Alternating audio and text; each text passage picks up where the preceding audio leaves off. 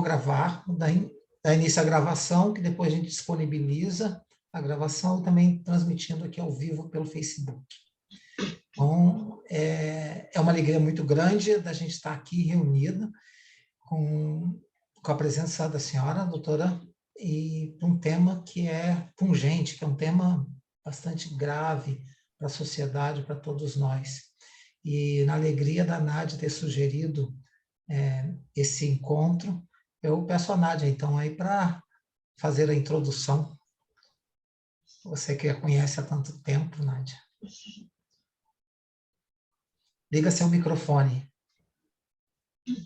Eu fui para Belém fazer uma palestra, creio eu que no tema comunicação interna ou sustentabilidade, eu já nem me lembro mais, que são os dois temas que eu trabalhei no tribunal, e lá o Ednei me apresentou a doutora Zuila, e nós tivemos, assim, 20 minutos de conversa, que ela me contou um pouco da história de vida dela, um pouco do trabalho que ela dedicou à vida dela, e eu fiquei para sempre fascinada. E aí, à distância, a gente se fala pelo Facebook, eu acompanho os trabalhos que ela faz, o Ednei me manda, porque o trabalho da doutora Zuila não é só dentro do tribunal, ela vai para a rua, né? Vocês vão ver, ela vai mostrar aí as atividades que ela faz. Ela é uma ativista dinamizadora de articulações nas ruas de Belém. Então, isso tem um impacto muito grande e, por isso, a minha admiração, porque eu acho que é um tema tão importante e que eu, pessoalmente, vivi, de alguma maneira, beiradas dele, não no norte, mas no nordeste, porque eu casei com um baiano e a família no entorno tinham primos, cunhadas e tal, que a coisa, quando eu casei com ele e fui ter filhos, era vamos trazer uma empregada do Nordeste, né? E aí a empregada do Nordeste, quem é essa empregada do Nordeste? Porque eu era paulista, não tinha essa referência, né, de empregadas que eram pessoas. Não, porque essa é ótima. Ela não tem família, vem para São Paulo, não tem família, não vai precisar ir para casa, vai fazer tudo que você mandar. Normalmente não sabem nada, você vai ter que ensinar tudo e tal. E aquilo começava a me dar uma agonia, sabe, de imaginar, porque era um assunto que eu nunca tinha chegado perto, né? E aí eu comecei a entender que isso era normal, né? Então, lá em Recife, eu tive contato com o tema antes de conhecer a doutora Zuila e vi o quanto isso ocorre, né? O quanto as meninas adolescentes, nem adolescentes, às vezes têm 10 anos, 11 anos, são levadas para as casas de família e, na realidade, não é um trabalho escravo. Quer dizer, o discurso da nossa elite é que elas são bem tratadas, estão tendo uma oportunidade que não teriam diferente e tal. Então, isso realmente é muito complicado.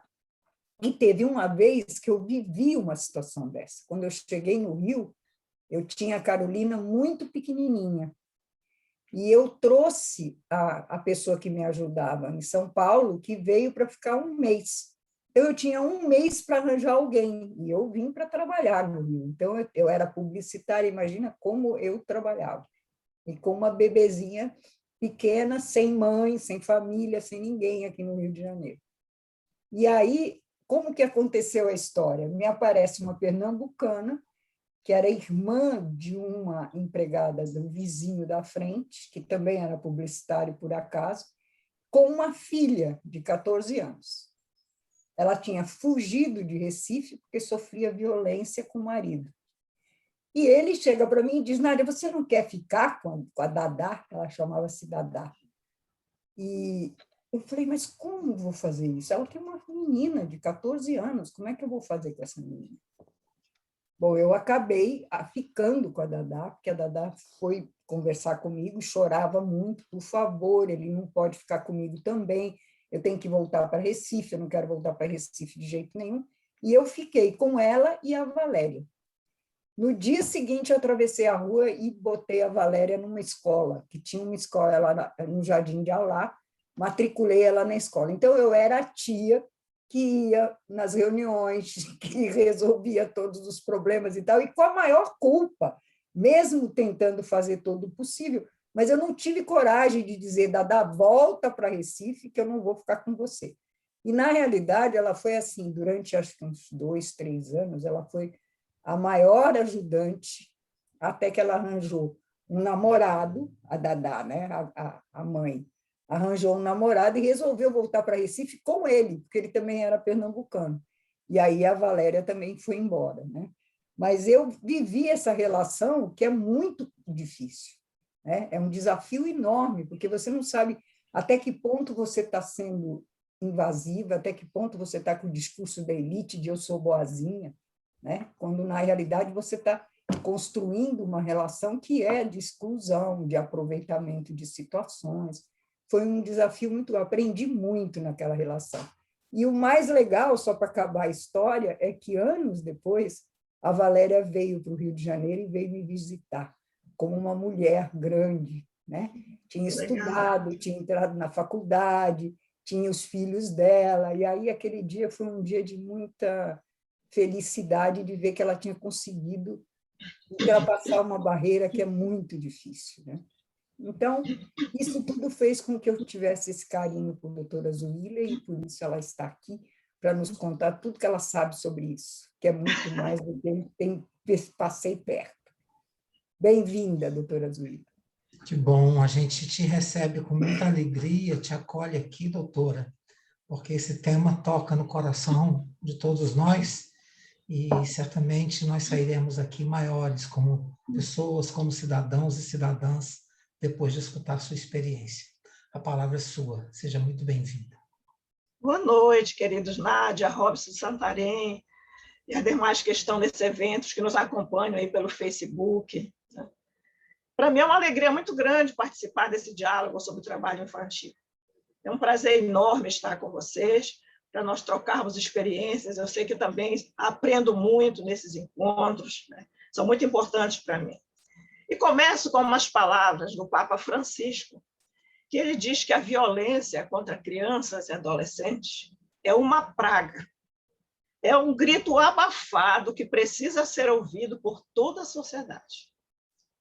Eu entendo que o trabalho infantil é uma dessas violências, além do que é considerado uma das mais graves violações de direitos humanos, porque compromete não somente a vida e o futuro das vítimas da exploração, mas de toda a sociedade.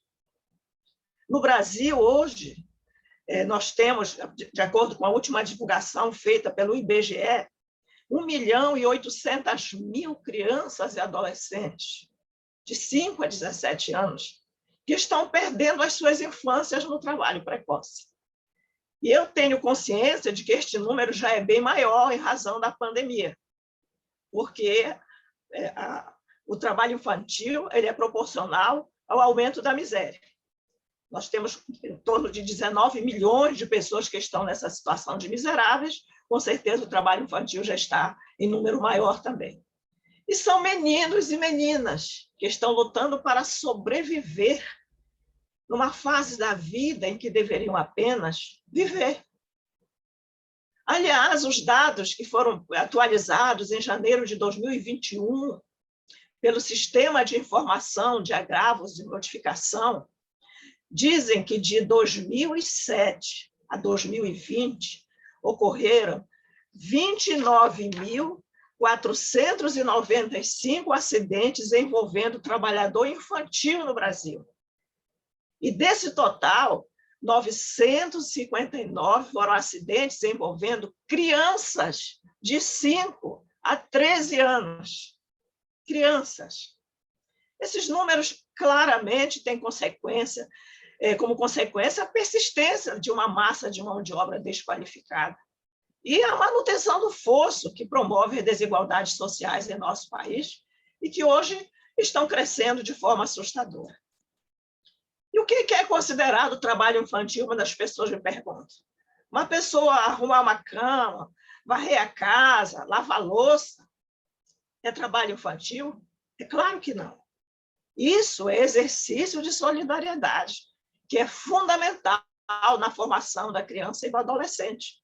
O trabalho infantil, de acordo com a Constituição Federal, lá no artigo 7º, inciso 33, é o trabalho noturno, perigoso ou insalubre, realizado pelos menores de 18 anos de idade.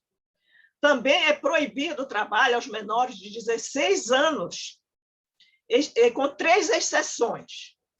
O aprendiz legal, com base na lei da aprendizagem, que mais tarde eu vou conversar mais um pouquinho sobre ele com vocês.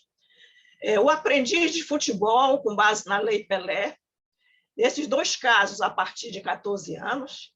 E tem também o polêmico trabalho infantil artístico, que não tem idade definida.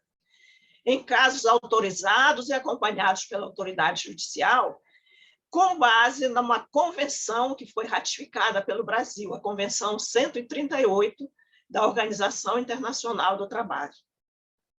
Outra importante norma da OIT, que foi ratificada pelo Brasil, ligada ao trabalho infantil, é a Convenção 182, que classifica as atividades consideradas entre as piores formas de trabalho infantil, que são proibidas para quem tem menos de 18 anos de idade, porque, pelas circunstâncias em que são executados, são suscetíveis de prejudicar a saúde, a segurança e a moral da criança. Em decorrência dessa convenção, o Brasil editou o Decreto 6.481, em 12 de junho de 2008, que é Dia Mundial de Luta contra o Trabalho Infantil, 12 de junho, e criou a chamada Lista TIP, Trabalho Infantil Proibido, que contém 89 atividades que são enquadradas como as piores formas de trabalho infantil no Brasil. E esse decreto ainda descreve as consequências para a saúde das pequenas criaturas que a desempenham. Dentre elas, eu selecionei 2 casos para comentar com vocês. Gostaria que a Nádia mostrasse aí a foto número 2, que é o trabalho de peconheiro na colheita do açaí. Aí, Nádia. Eu vou compartilhar. Vai passar. Oi, Ednei. Número 2. Oi, Ednei. Bem-vindo, amigo.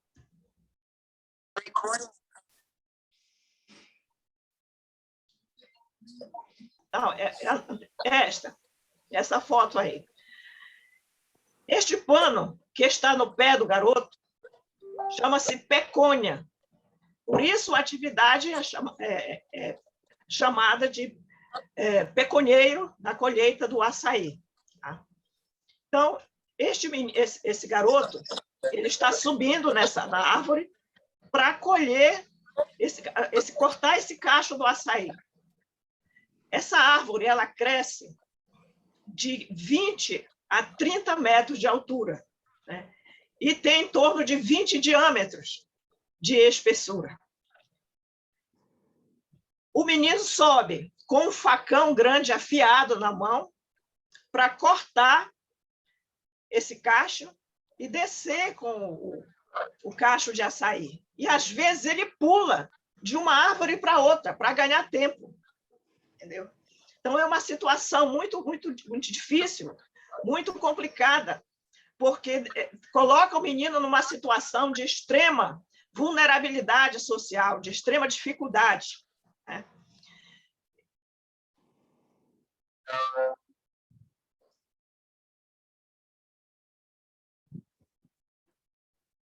Doutora Zuila caiu? Caiu. Mas imagino, oi, Ednei, bem-vindo. Imagino a situação de sofrimento de tantas crianças que fazem isso, porque devem ser muitas crianças trabalhando assim, e tantas outras, como ela está falando. Eu fiquei assustado com o número, né, porque a gente sabe que isso acontece. Eu tenho percebido aqui que aumentou realmente o número de crianças no sinal, vendendo balas, tudo isso. Acho que no último ano isso ficou bem claro, bem perceptível. Vocês também devem ter percebido, nos momentos que a gente sai, é um absurdo. E é uma dor muito grande, porque também há de se questionar, porque as famílias estão sobrevivendo porque estão arrecadando algum dinheiro com isso. É uma tragédia social. Nádia ia falar, o microfone. Dizer que eu só Pode falar. imagino porque eu não saio, né? Sim, Então, realmente, tenho saído muito pouco. Outro dia eu fui para Copacabana e levei muito susto, mas foi mais com a inconsequência dos jovens voltando da praia, era um final da tarde, um dia quente. Eles saíram da praia todos sem máscara, tudo com 14, 13 anos por aí, uma felicidade total, e eu olhava aquilo e dizia, meu Deus, o que vai acontecer, né? Por que morre tanta gente? Porque realmente é uma falta de verdade. consciência enorme. A doutora Zoila já retornou. A senhora quer que mantenha a projeção da foto? Não, não precisa, já deu para ver. Então, como eu estava comentando, essa árvore é uma árvore alta, fina, essa palmeira, né? E foi classificada como uma das mais perigosas do Brasil, pelo elevado grau de precariedade e periculosidade. Conforme uma pesquisa que foi realizada na região do Marajó, pela Comissão de Trabalho Seguro do nosso tribunal, em parceria com o Instituto Peabiru e o Fundacentro, o Ednei tem conhecimento, porque participou desse trabalho aí, o Instituto Peabiru elencou os principais perigos dessa atividade de peconeiro. Ferrada de insetos, lacraias, escorpiões, aranhas, picadas e ataques de abelhas e cabas, espetada nos olhos com as pontas e os galhos das folhas da palmeira, fraturas por quedas, picadas de cobra, além de outros. E a pesquisa mostrou também que 89% dos entrevistados já sofreram acidente no açaizal. A outra atividade que eu quero comentar com vocês é o trabalho infantil doméstico, que, como a Nádia falou no início, foi um tema que eu estudei em profundidade para a minha dissertação de mestrado, que foi defendida perante a Universidade Federal do Pará em 2006. Eu entrevistei, para a minha pesquisa, 20 meninas que vieram do interior do estado do Pará para trabalhar em Belém como filhas de criação, entre aspas. No auge da minha pesquisa, eu me deparei com o caso da menina Marielma de Jesus Sampaio, de 11 anos de idade, cuja história foi amplamente divulgada, não somente na imprensa nacional, como internacional. Na busca de oferecer uma vida melhor para a menina, os seus pais, que residiam em uma cidade no interior do estado, a entregaram para um casal de Belém na condição de doméstica e babá de uma criança de quase 2 anos, mediante a promessa de uma cesta básica para a família mensalmente e escola para a menina. Depois de apenas 7 meses, Marielma morreu em face de traumatismo craniano, hemorragia interna nos 2 rins, pulmão perfurado, 6 costelas quebradas e ruptura na alça do intestino, como resultado do cruel e desumano espancamento praticado pelos patrões. O laudo do IML também revelou que a menina apresentava queimaduras por todo o corpo, hematomas, cortes na pele, cabelos tosquiados e parte da orelha esquerda decepada, além de que estaria sofrendo de maus tratos e abuso sexual. A exemplo de Marielma, muitas meninas acumulam os serviços domésticos com o de babá. E aí eu pergunto, como é possível atribuir essa responsabilidade a quem se encontra também em plena fase de formação? Como que uma menina de 11 anos poderia cuidar de uma criança de quase 2 anos se ambas precisam de cuidados? Na verdade, a exploração de criança e adolescente no trabalho precoce eu entendo como uma ofensa à nossa civilização, porque impede que eles exerçam as suas principais obrigações, que são brincar e estudar, que são as atividades que possibilitam o desenvolvimento de suas potencialidades, garantem uma vida digna no futuro e os capacita para o mundo do trabalho, mas na idade adequada.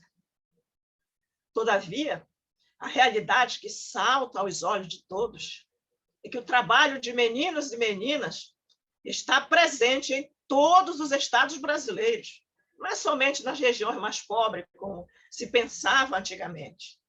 O maior índice de trabalho infantil, por exemplo, na última pesquisa, foi nos estados de São Paulo, Paraná e Rio Grande do Sul. 51% nesses 3 estados. Então, o que mostra que o Brasil todo está contaminado pelo trabalho infantil.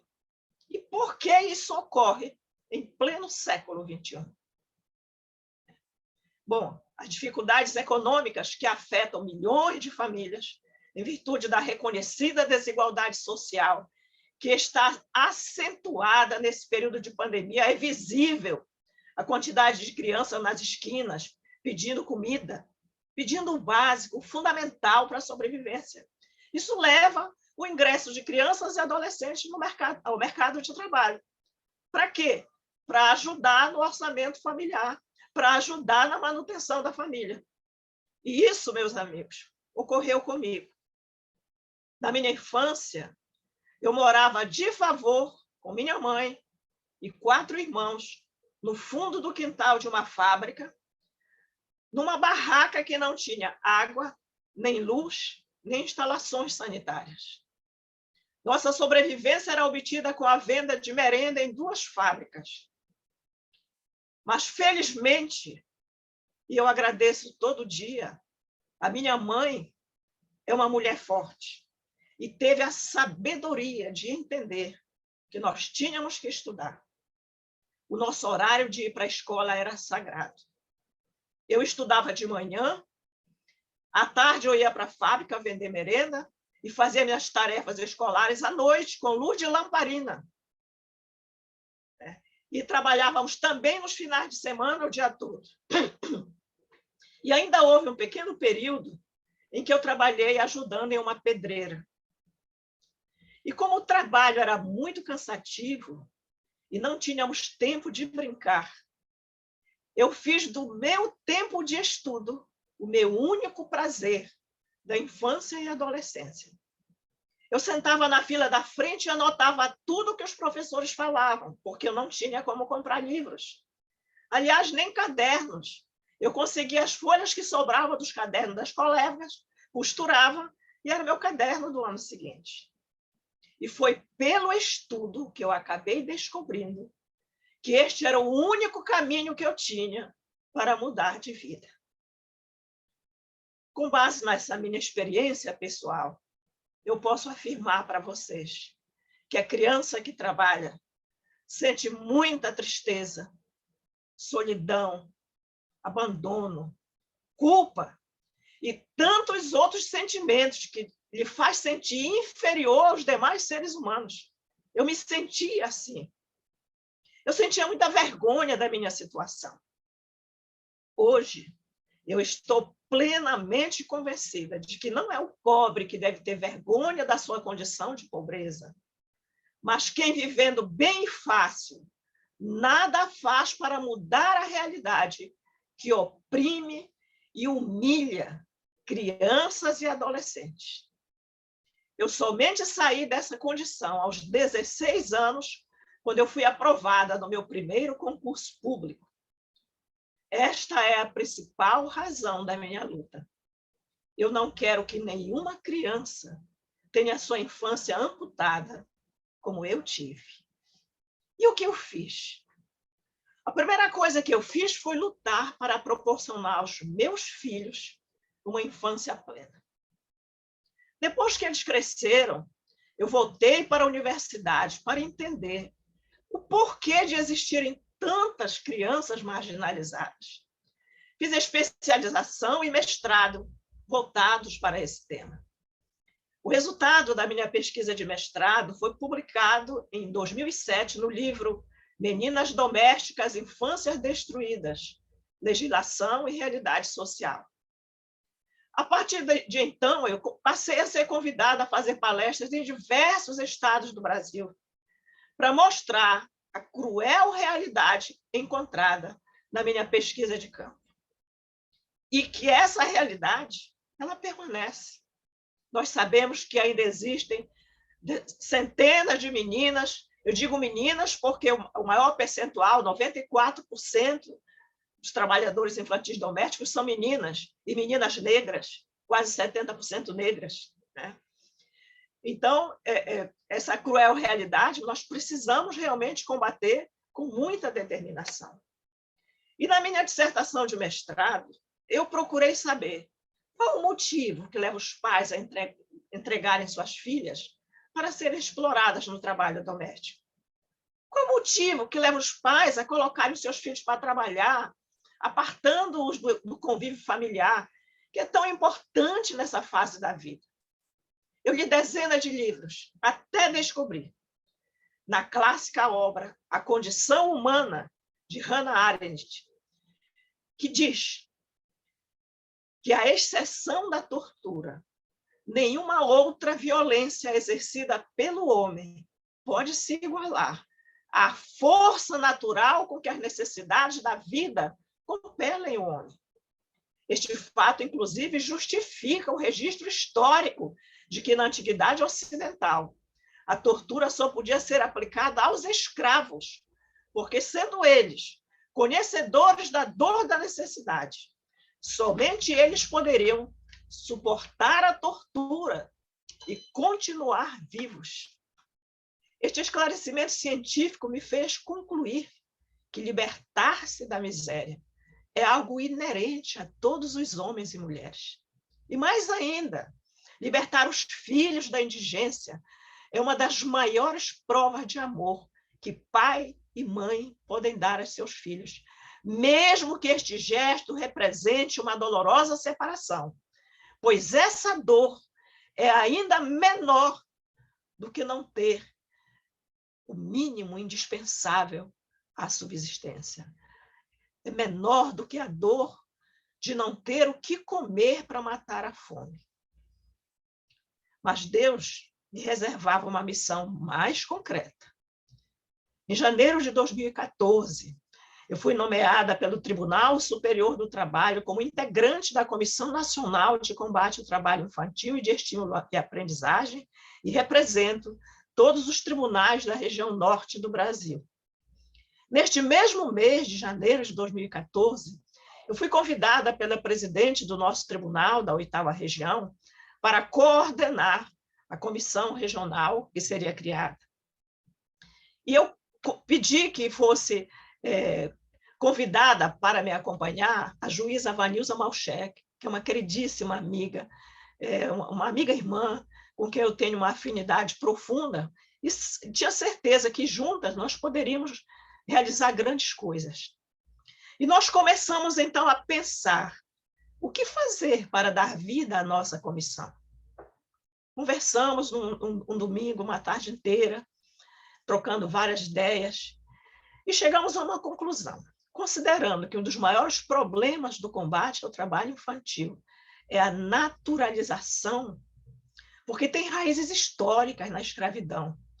Nós decidimos começar com uma ampla campanha de conscientização. Nos estádios, foi a nossa primeira campanha. Eu gostaria que a Nádia mostrasse as fotos 3 e 4, né? Por que nos estádios? Porque nós temos aqui em Belém 2 grandes torcidas apaixonadas de Remo e Paysandu, que os estádios lotam quando esses times jogam. E tinha um jogo próximo de Remo e Paysandu. E nós pensamos, se nós conseguirmos que o povo do Pará se apaixone por essa causa, como é apaixonado pelo futebol, não vamos conseguir alguma coisa. E fizemos contato com os presidentes dos clubes, com a Federação Paraense de Futebol, e fomos acolhidas na nossa pretensão. Entramos em campo, né? No painel do estádio tinha frases que nós mandamos para lá, enfim, foi assim uma tarde memorável. Na semana seguinte, teve um Jogos Indígenas Internacionais. Lá fomos eu, Vanilza e Ednei para lá.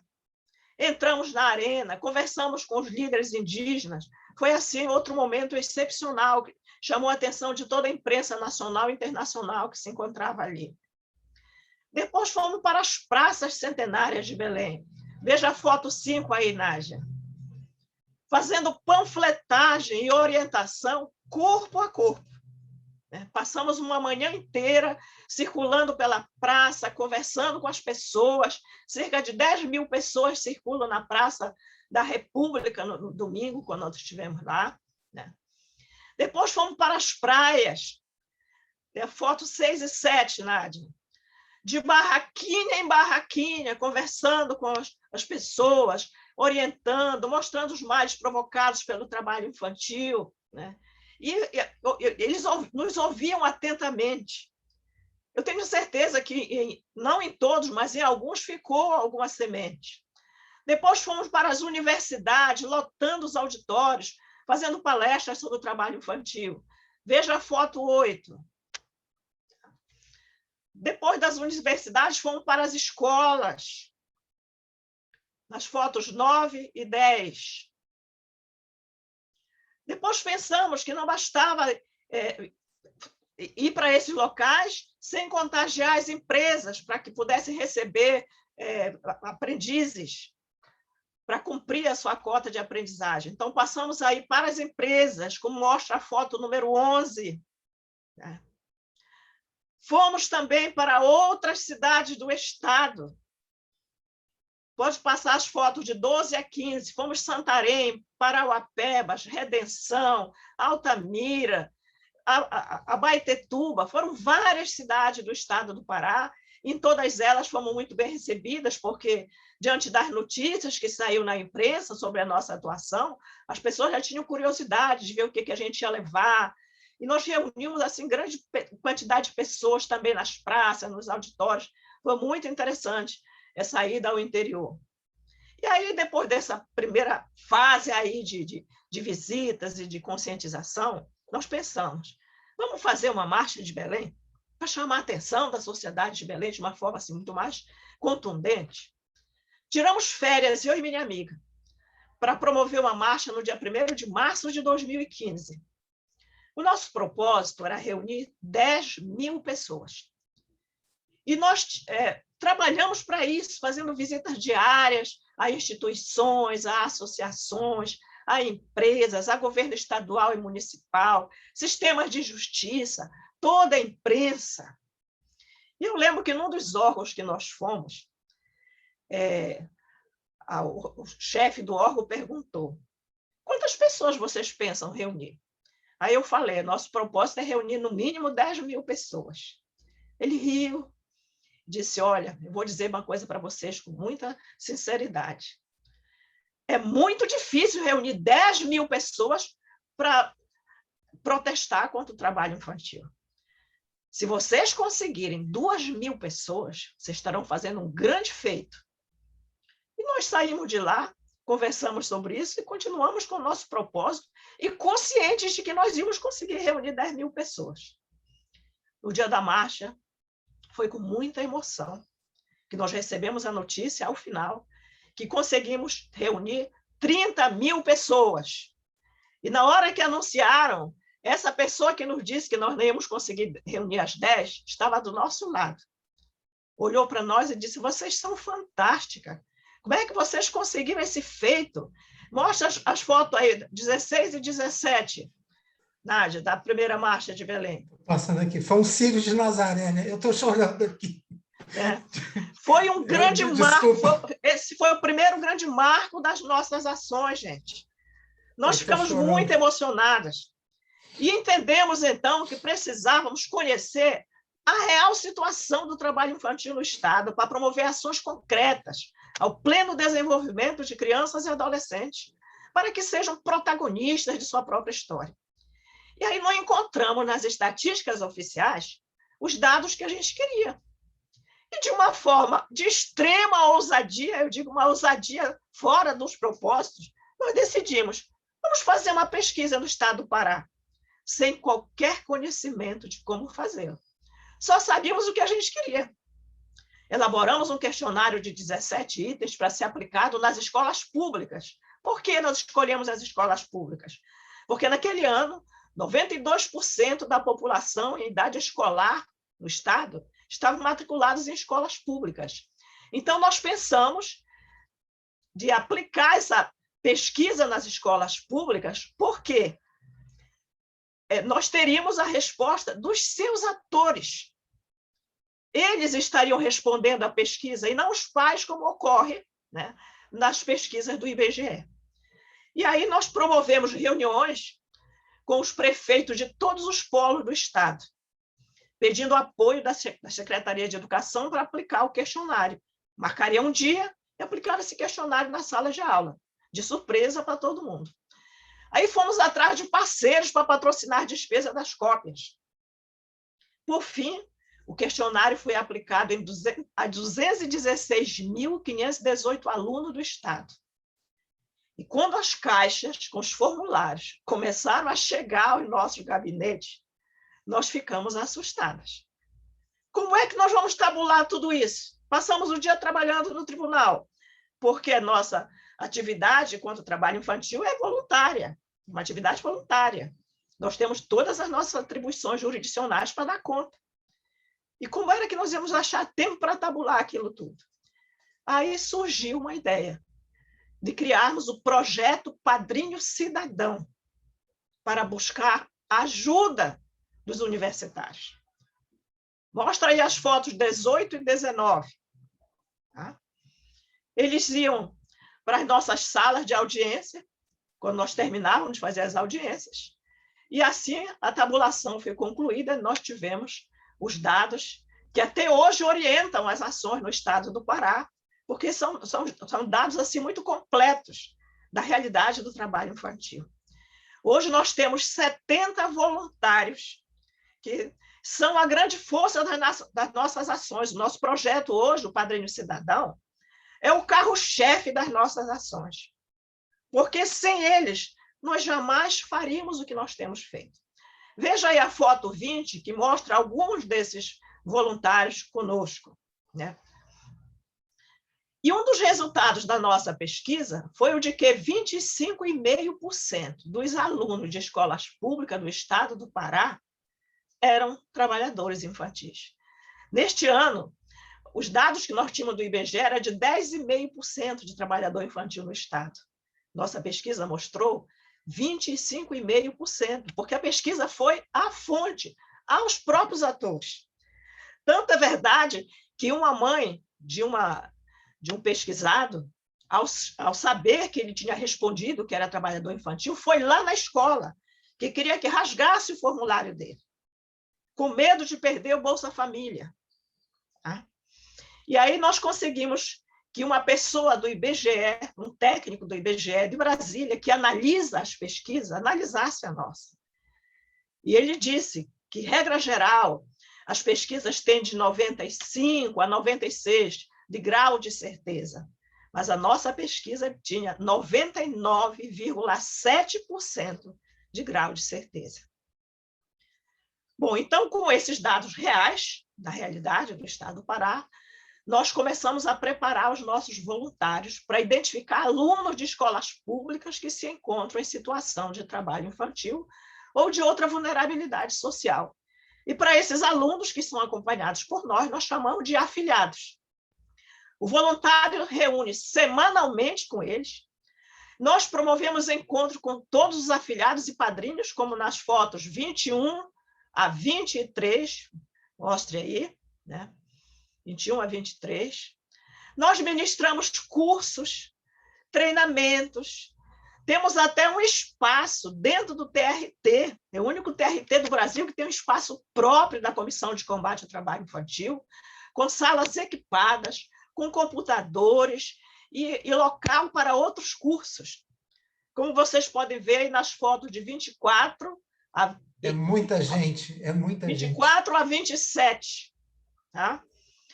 Nós preparamos os adolescentes para enfrentarem a seleção do jovem aprendiz. Né? Já conseguimos inserir quase 2.000 adolescentes na aprendizagem, muitos saídos do trabalho infantil ou qualquer outra situação de vulnerabilidade social. Temos, inclusive, no nosso tribunal, órgão público, ainda não tem a obrigatoriedade de contratar aprendiz, mas nosso tribunal, há mais de 10 anos, já faz isso. E nós temos 10 aprendizes no nosso tribunal, e 5 das vagas são da nossa comissão, nós que indicamos, dentre esses adolescentes que são por nós acompanhados.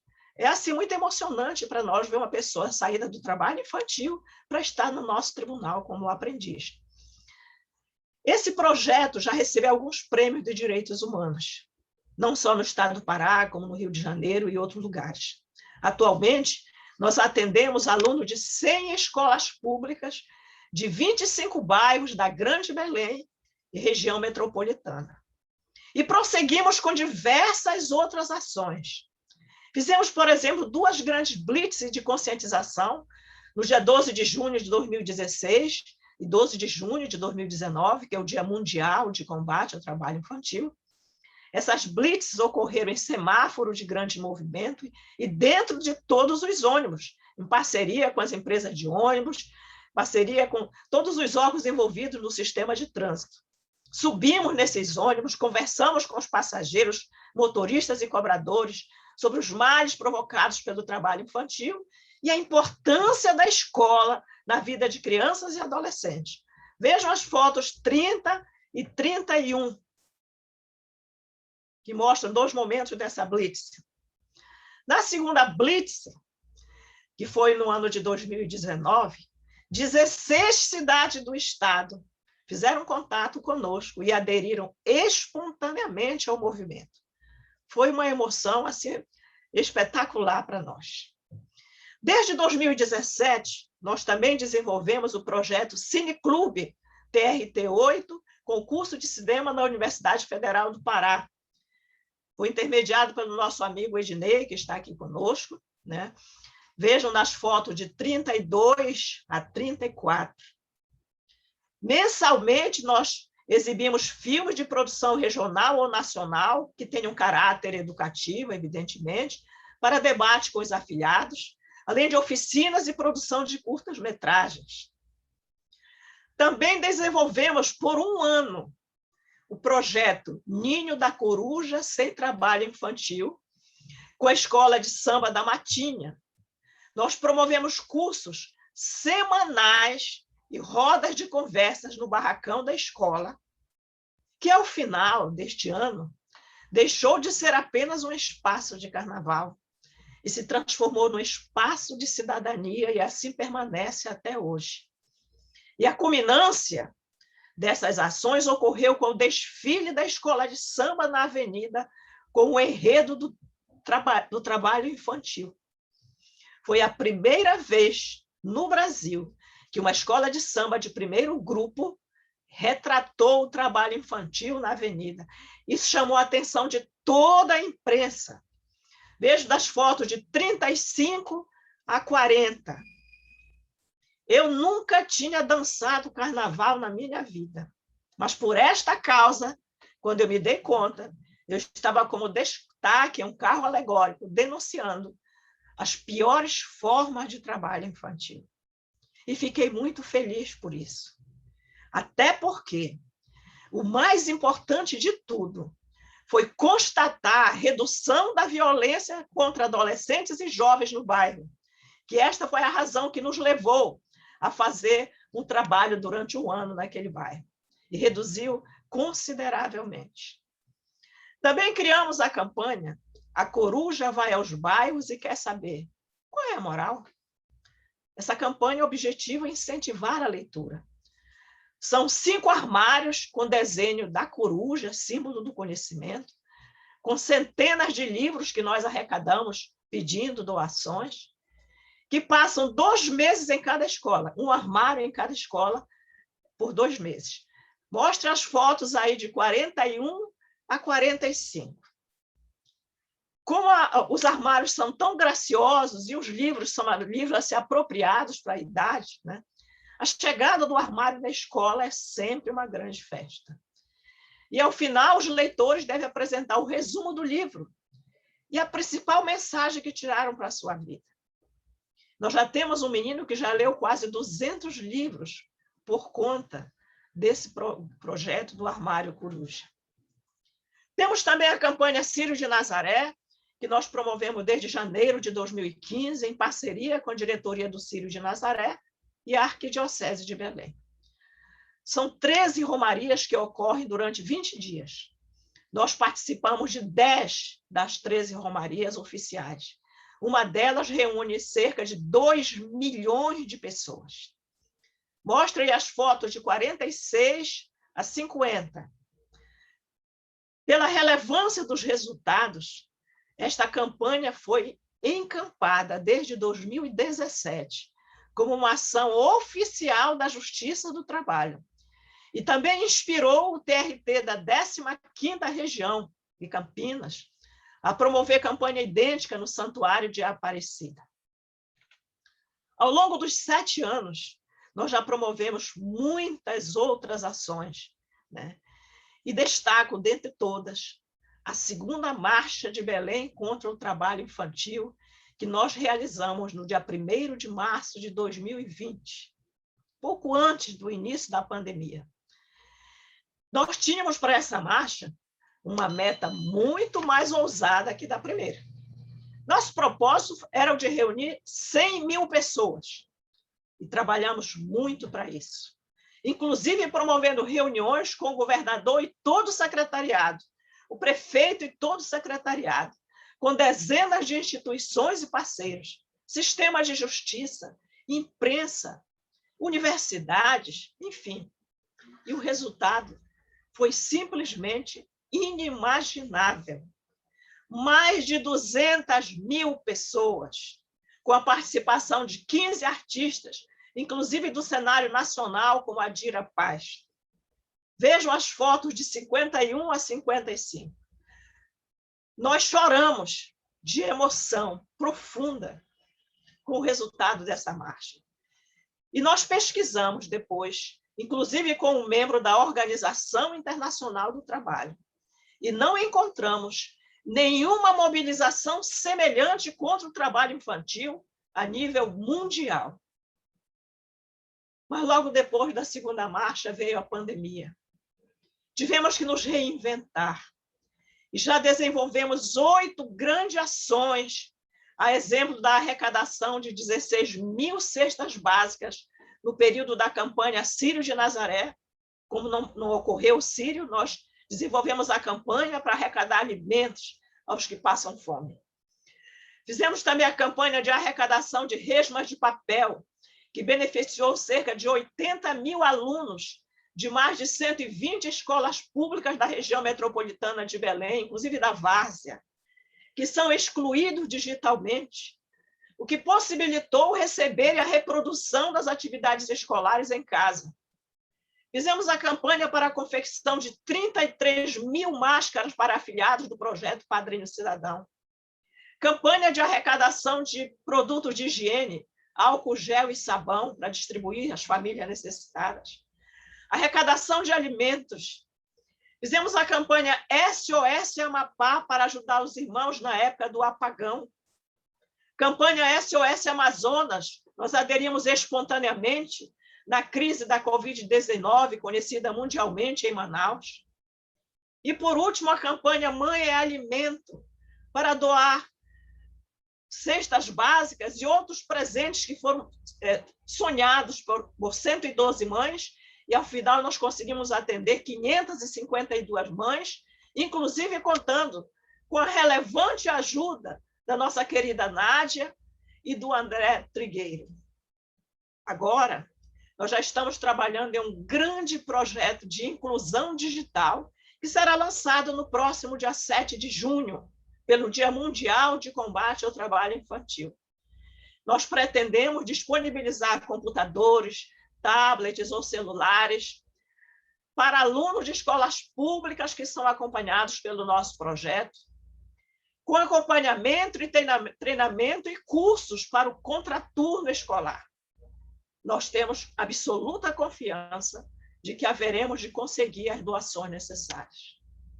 Estas são algumas das ações do TRT da 8ª Região que promovemos com muito amor. Eu confesso a vocês que esse trabalho, apesar de cansativo, também nos proporciona viver grandes e incontidas emoções com os resultados obtidos. Isto nos anima a prosseguir na luta.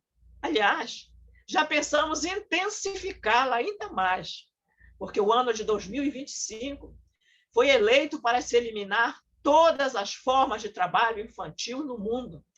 E o Brasil é signatário do Objetivo de Desenvolvimento Sustentável, ODS, que inclui na meta 8.7 a promoção de ações imediatas e eficazes para proibir e eliminar as piores formas de trabalho infantil e de todas as formas de exploração do trabalho infantil até 2025.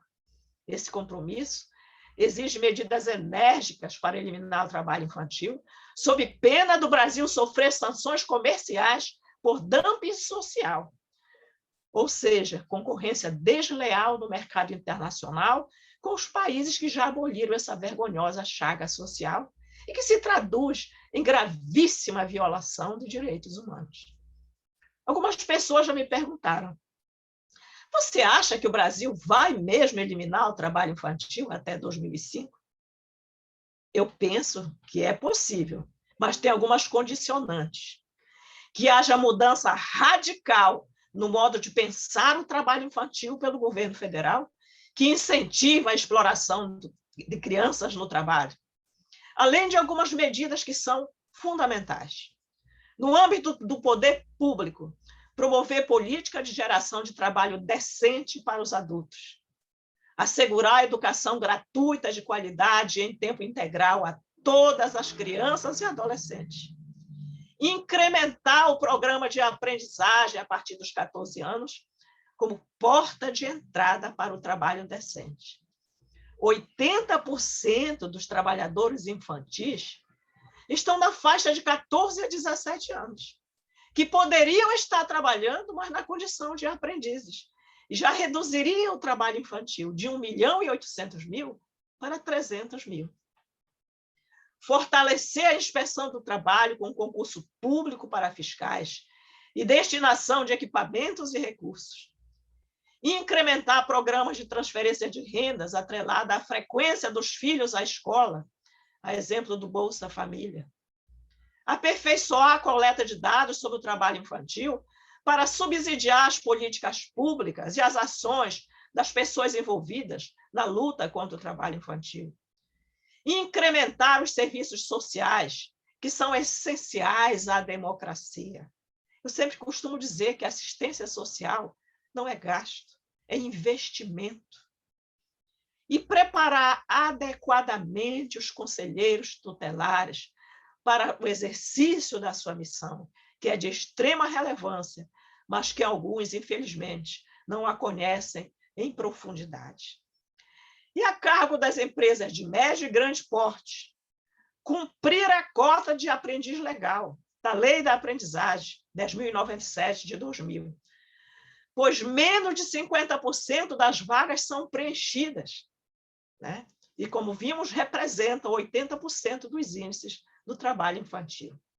O papel da aprendizagem é fundamental para que adolescentes e jovens conheçam os meandros de uma profissão e exerçam habilidades por meio do aspecto pedagógico. A aprendizagem não é um favor, é um direito de todos os adolescentes a partir de 14 anos e dos jovens, assegurado pelo Estatuto da Criança e do Adolescente, porque se constitui em caminho adequado para a profissionalização e um caminho seguro para o trabalho decente. E a cargo do cidadão, o que fazer? Eu penso que votar em candidatos comprometidos com a defesa dos direitos humanos. E nós teremos essa grande chance nas eleições de 2022. Nosso voto deve expressar que toda criança tem o direito de ser e de viver como criança.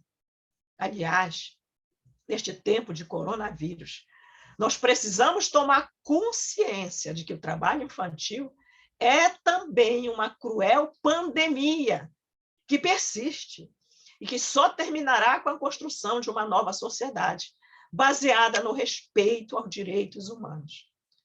Sem dúvida alguma, o cenário que se apresenta hoje para a proteção de crianças e adolescentes é muito assustador.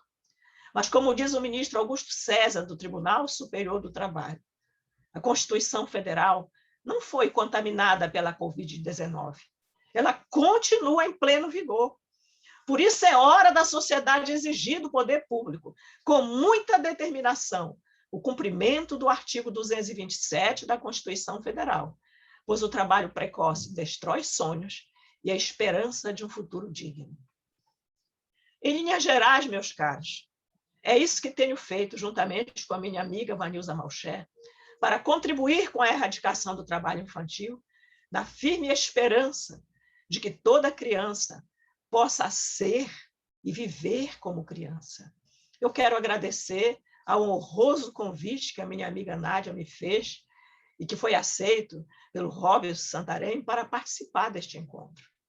E finalizo recordando de um livro que eu li recentemente, Canções de Ninar, de Auschwitz, que relata a história de uma enfermeira alemã que, durante a Segunda Guerra Mundial, foi separada do marido, de origem cigana.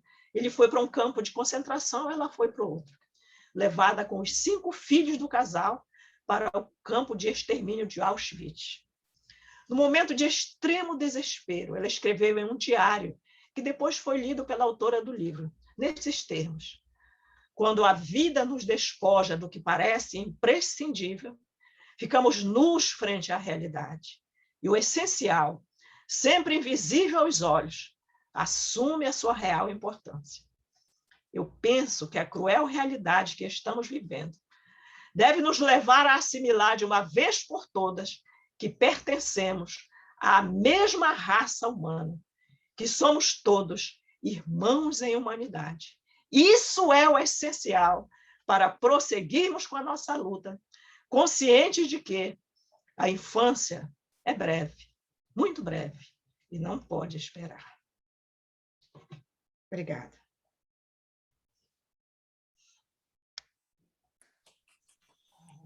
Bater palma aberta. Nossa, você sabe, a coisa que eu mais estou pensando aqui, maravilhoso, que Betinho tinha que ter conhecido doutora Zuila. Realmente, maior admiração. Eu sei, mas vocês tinham que ter se conhecido. Ele ia fazer uma festa com você, doutora Zuila. E eu, na minha pequena coisa, eu nunca tinha visto, eu conhecia o seu trabalho, mas tudo picado, né? Não conhecia uma organização como você trouxe. E eu acho que em alguns lugares você tem que estar, porque isso tudo você faz, no jeito moderno de dizer, você é uma empreendedora social. Né? Não se fala mais em... Nádia, a gente tem que apresentá-la para a Leila Nascimento, levar para o CONAR. Não, tem que levá-la para o CONAR, de qualquer maneira, mas tem que levá-la para o Alana, onde lá tem a Lúcia, que tem dinheiro para caramba, porque isso tudo ela faz sem dinheiro. Né? Eu não sei se você... Eu vou contar, porque eu acho que vocês não conhecem, mas existe um movimento mundial nesse momento que se chama Catalyst, que é um movimento para catalisar a chegada das ODMs até 2030, que já foi feito um cálculo que, se a gente continuar como está, nós só vamos chegar em 2082.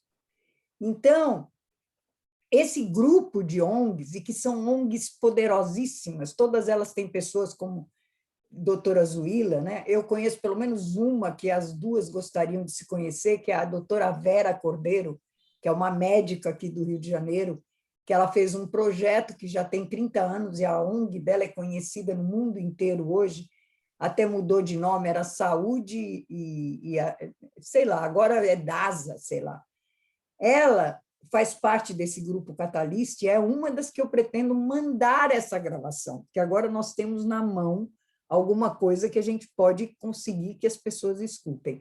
Então, a Alana tem um projeto que se chama prioridade é a criança, porque tem um artigo, que eu não sei se eu vou acertar o número, porque eu sou ruim disso, doutora Zuila, mas é 147, que diz que a prioridade é a criança.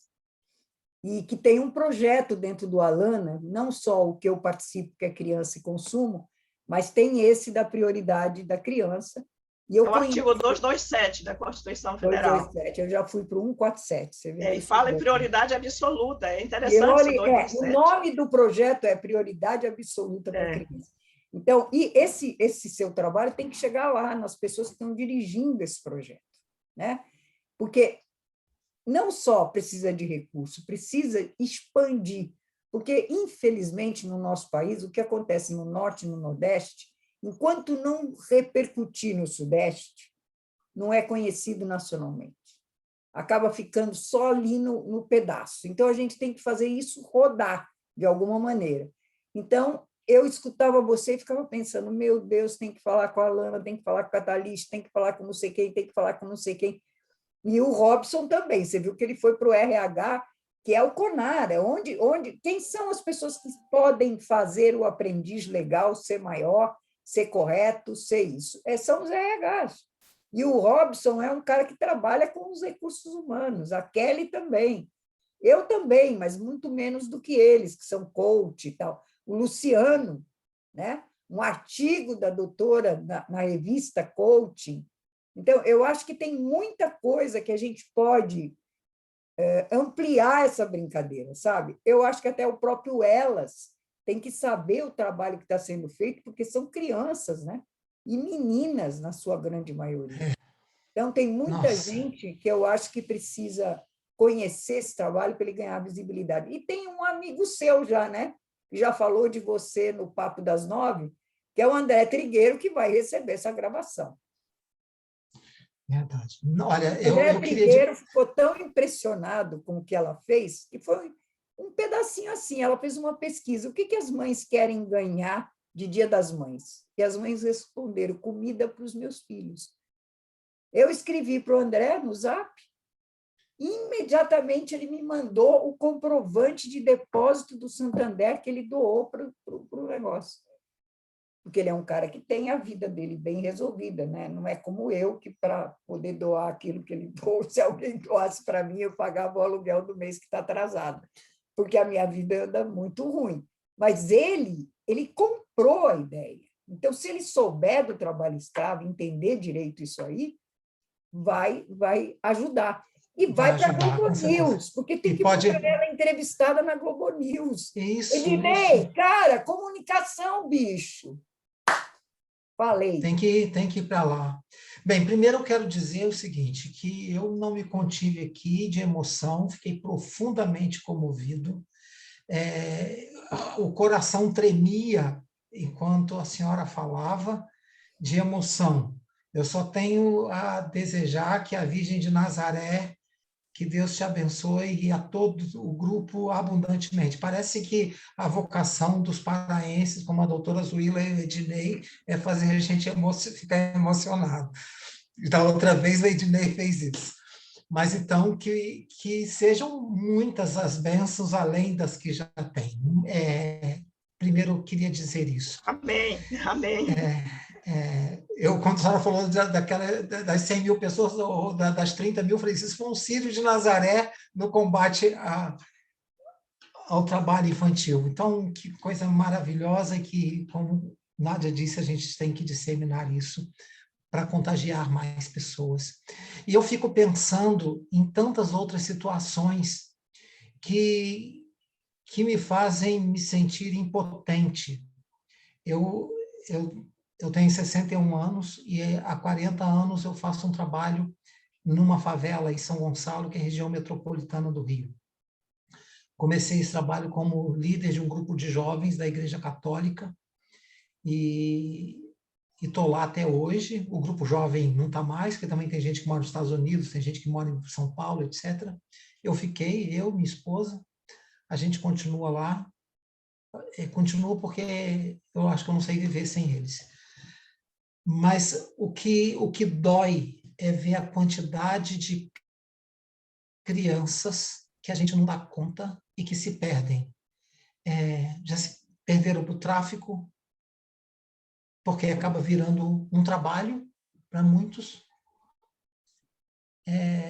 A gente não dá conta, a gente, de certo modo, constituiu uma comunidade eclesial de base urbana e que formou-se uma comunidade num lugar onde, não comunidade como pejorativo de favela, como se diz aqui, mas que a gente não consegue manter, porque a gente aqui, talvez vocês saibam, a gente perde esses adolescentes jovens para o baile funk, a gente perde para o tráfico, tem as crianças que vão para a rua vender bala, vão ajudar, e a gente não dá conta.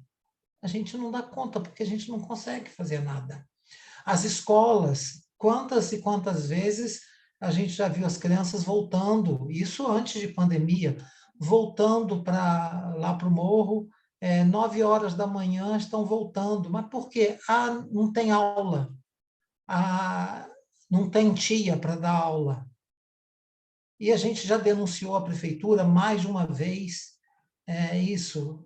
As crianças vão, recebem uma maçã ou recebem um lanche e volta para casa. Fica lá, assiste um filme e volta para casa. Então, a gente sabe que essas crianças, de certo modo, estão perdidas, porque não tem instrução, não tem escola. Então, é dramático, dramático. Quando a gente fala da perspectiva de erradicar o trabalho infantil, a gente se sente importante também que podem, sem a educação, sem a escola, vai ser muito difícil para a gente. É uma dor, mas a senhora encheu de esperança. Gratidão. Vai, Lia. Emocionou também muito todo esse trabalho, esse esforço, doutora. E me lembrou que aquele entre a cruz e a caldeira, né? Tem momentos em que a gente, essa situação caótica do Brasil que vem evoluindo, né? Nós tínhamos um trabalho na empresa que eu trabalhava, nós tínhamos um trabalho que era com crianças, na escola, né? E também em Manaus, isso me chocou muito. Vou resumir, que acredito que a gente já esteja com pouco tempo. E havia uma menina, 14, 15 anos, no sexo, né? E o pai estava incentivando, o pai que seria o agente. E nessa conversa, resumindo, a resposta foi: se eu não fizer isso, eu não tenho como alimentar minha família. É muito dolorido ouvir isso, porque ou então é aquela família, né? Infelizmente, como foi de 11 anos que você falou, que ela pega essa criança, doa a criança, no caso ele foi pago, mas não leva essa criança acreditando que vai ter um caminho melhor, uma vida melhor do que aquele que ela tem ou que poderia dar. Então, é muito dolorido ver essa realidade, que deve ter aumentado muito na pandemia, porque o que vai fazer agora? Ou quando meu pai, isso aqui no Rio é muito, muito flagrante. É a mulher que fica sentada na rua, tem várias crianças que vão pedir dinheiro aqui e ali. No Natal, meu pai viu uma criança dessas, um menino, devia ter uns 8 anos, entrou numa loja, deu roupa, deu brinquedo, deu comida para ele. Ele foi todo feliz, atravessou a rua com meu pai e minha mãe, correu para a mãe e levou uma surra, porque a mãe queria dinheiro. E aqui no Rio, que você vê hoje, são muitos jovens que ficam na porta do supermercado, na porta da drogaria, e, para mim, isso é um trabalho. E que eles vão, por favor, compra a fralda para o meu filho, para o meu irmão, o leite para o meu irmão, pegam isso que eles recebem e vão para a comunidade vender. Eu já comprei fraldas, eu já fiz isso. Eu fazia, e até que a pessoa me falou assim: olha, ele está vendendo lá. Eu falei assim: sim, ele pelo menos está vendendo, não entrou no tráfico. né? Mas ele pelo menos está fazendo alguma coisa, ele não me roubou, né? Então, essa situação é uma situação muito crítica, né? É aquele que tem um monte de filho porque ele vai receber uma ajuda do governo porque tem filho, ou porque vai ter mais filho porque é alguém que está ajudando na lavoura. Então, a gente vive num país em que, quando você vê que a criança é uma ferramenta de trabalho, é muito duro, doutora. Eu não sei como é que a senhora pensa ou como é que tem sido o trabalho nessa questão. Olha, aqui em Belém, nós já constatamos pessoas que alugam crianças para levar no colo, para parecer que é seu filho, né? Para pedir ajuda. São criança de colo, de 2 meses, de 3 meses, de 1 ano, já é trabalhadora infantil, porque está contribuindo para que aquela pessoa consiga essa ajuda. Então, tem muita situação, realmente, é complicada a situação. É a extrema dor da necessidade que leva os pais a fazer isso, mas ainda tem os aproveitadores, né? E usam das crianças, usam da necessidade para explorar ainda mais. É uma luta diária, é uma luta constante. E enquanto a sociedade toda não se convencer desse mal, que prejudica todo mundo, não é só o explorado, a sociedade como um todo, porque fica com mão de obra desqualificada, onera os serviços sociais, onera o sistema de saúde. Enfim, eu acho que sociedade nenhuma se desenvolve à custa do trabalho infantil. Eu fico o resultado da pobreza extrema, né? É o resultado da pobreza extrema, né? Doutora, eu fico impressionado ainda com a mentalidade de Casa Grande e Senzala, que a gente vê aqui nas situações. Recentemente, vocês lembram que foi noticiado de uma senhora de mais de 50 anos que foi privada de estudo, vivia, fugiu a palavra, trancada em casa, não tinha acesso, por nada. Presa. E os exploradores dela eram professores universitários que forjaram um casamento com uma pessoa para ficar com uma pensão que tirava dela, acho que R$6.000, e ela não sabia de nada. Chocante. E depois disso foi denunciado, acho que era em Minas, se não me engano, foi denunciado em Minas. Meses depois aparece uma situação idêntica em Niterói. Isso. Quer dizer, mesmo isso sendo veiculado na grande mídia, as pessoas são indiferentes. E a gente está falando de professores Sim. universitários, profissionais liberais, etc. É triste a situação. É uma mentalidade de escravidão que permanece no Brasil depois de mais de 150 anos da Lei Áurea, que não trouxe a dignidade para as pessoas. A pobreza como razão, né? A pobreza, como a gente conversou, e há também a falta de caráter, né? Sim. A falta de caráter, a falta de valores, né? Humanos, né? E isso aqui é uma luta diária, né, doutor? Quando eu era juíza de 1º grau, eu fiz uma audiência que eu fiquei assim profundamente transtornada no final. Era de uma patroa com uma menina, né? E quando a menina entrou, a patroa falou: eu matei a fome dessa vagabunda e agora ela vem me jogar na justiça. Tive que ser dura com ela, fazer ela se colocar no lugar, né? Respeitar o ambiente que ela se encontrava, e fui instruir o processo. Aí ela dizia que era filha de criação, que trouxe a menina, tratava como filha, deu chance na vida, né? E a menina estava na casa dela desde 12 anos. E nessa altura ela estava com 17 anos. E aí eu perguntei para a patroa, na hora do depoimento: a senhora tem filhos naturais? Ela disse: tenho um. E ele estuda onde? Ela falou: o colégio que ela falou é o melhor colégio de Belém, né?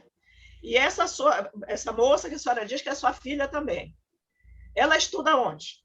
Ela estudava, o colégio que ela falou é numa periferia que, para chegar lá, estudava à noite, o menino estudava de manhã, essa criança estudava à noite. Só conseguiu, e 3 meses, abandonou a escola, tinha uma declaração da escola que ela abandonou, porque chegava lá muito cansada, era muito criança, 13 anos, para vir lá da periferia para o centro de Belém, abandonou a escola. Né? E aí eu perguntei também, vocês frequentam o clube? Sim, também o clube mais caro de Belém, chique e tal. E ela vai com vocês? Não, ela não vai, porque a gente tem gato, cachorro, passarinho, ela tem que ficar cuidando, alguém tem que ficar cuidando. Então, isso é tratamento de filha?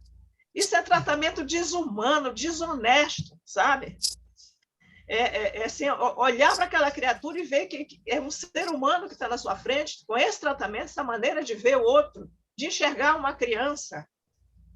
E essa mentalidade, nas 20 meninas que eu pesquisei em Belém para a minha dissertação de mestrado, era situação semelhante. Meninas que não podiam sair de casa, não podiam falar com ninguém. Para fazer essas entrevistas, eu tinha que fazer pelas praças, escondido. Elas não podiam dizer o endereço.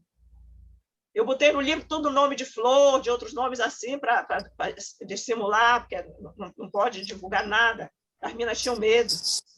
Então, elas vivem amedrontadas. É um sofrimento permanente.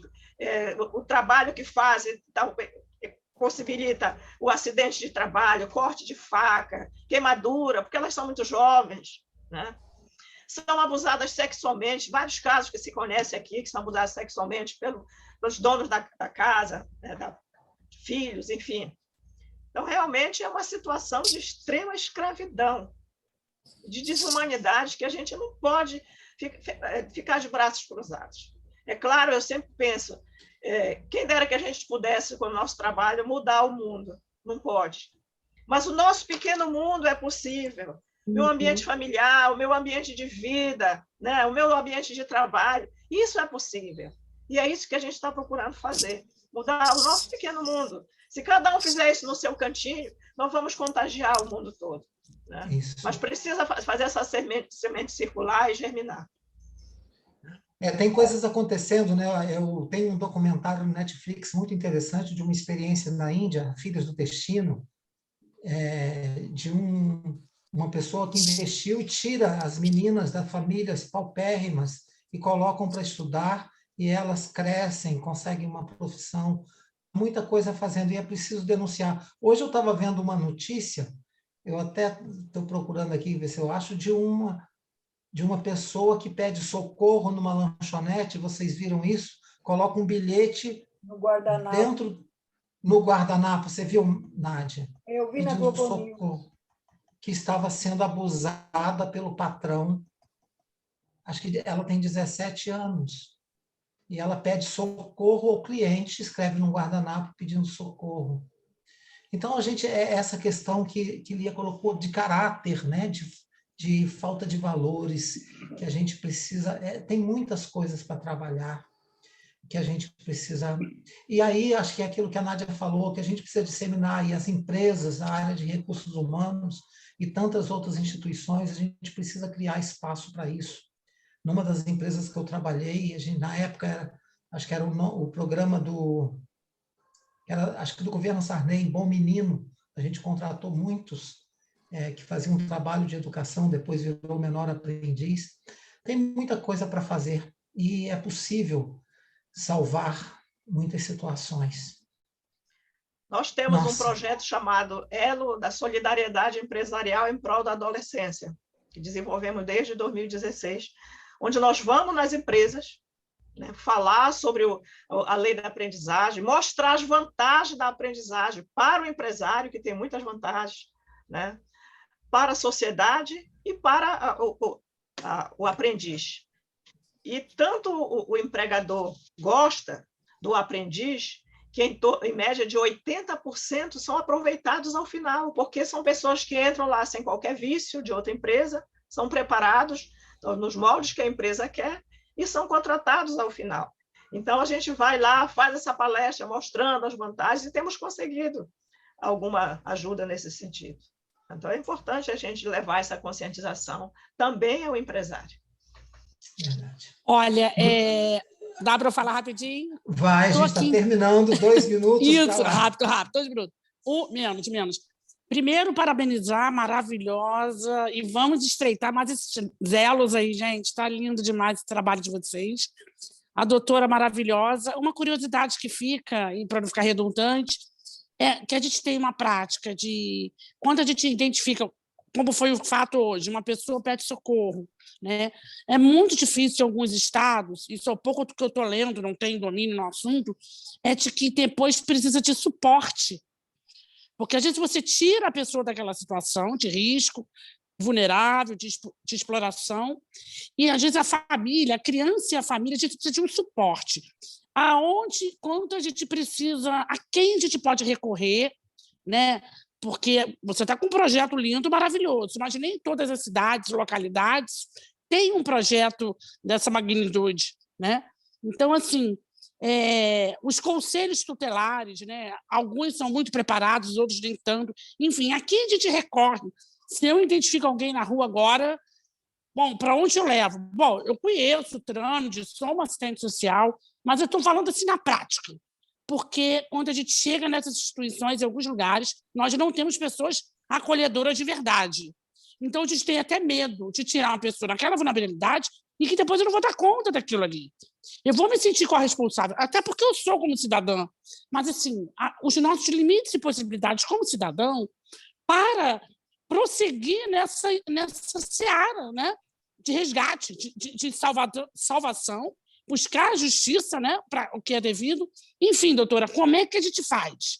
Quando a gente se depara com um lugar que não tem aonde? A gente pode levar para outro estado, pode levar para... Enfim, como a gente pode recolher? Aqui nós trabalhamos em rede. Eu acho que ninguém pode trabalhar sozinho. Junto nós nos fortalecemos. Perfeito. Então, nós temos um grupo de WhatsApp que tem o Fórum Estadual, o Ministério Público do Trabalho, Defensoria Pública, Conselho Tutelar, enfim, toda a rede para onde nós podemos recorrer numa situação dessa. Quando nós nos deparamos com uma situação que está fora do nosso âmbito de atuação, nós já encaminhamos para essa pessoa, para esse órgão, para essa instituição. Então, esse trabalho em rede, essa união, ela precisa ser fortalecida sempre, ela é fundamental. Fundamental. Excelente. Obrigado.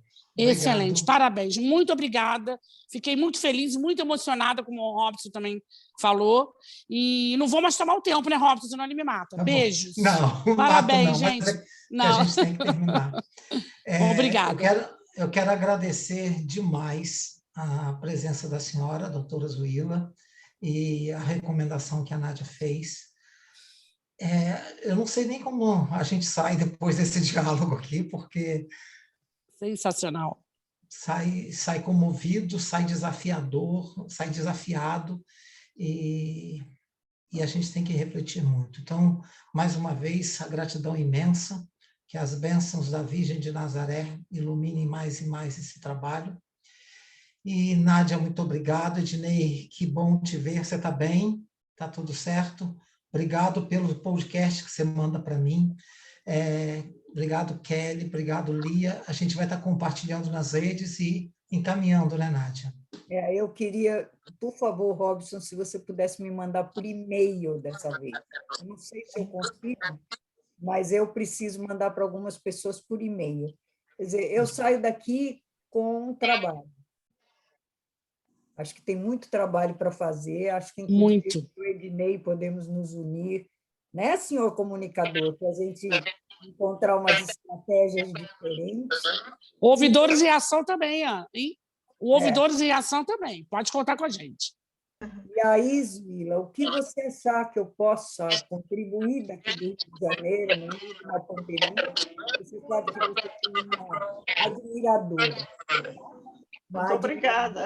O Ednei é da nossa comissão aqui do TRT. Eu sei. Então, é nosso braço direito, né? Esse aí eu conheço como meu filho, quase. Obrigado. Quando ele foi quase embora, é que eu me dei conta que ele era quase meu filho. Pois é. O quanto ele é amado. Mas eu que agradeço, gente. Foi um prazer enorme estar aqui. E eu quero terminar com uma frase do Stanley, Robertson Stanley, em inglês. Ele diz que é necessário que o mundo, depois de ti, seja algo melhor, porque tu viveste nele. Então, aí está a nossa grande responsabilidade, deixar esse mundo melhor para os nossos filhos, nossos netos, para aqueles que virão depois de nós. Uma feliz noite para todos. Lindo, feliz noite. Luz e paz. Tchau. Tchau. Beijos. Paz e bem. Tchau. Paz e bem. Paz e Beijo a bem. todos. Tchau. Me liga. Gratidão, gratidão. Obrigado. Obrigada. Kelly, me liga também. Tchau. Vamos nos falar, linda. Beijos. Beijo. Tchau.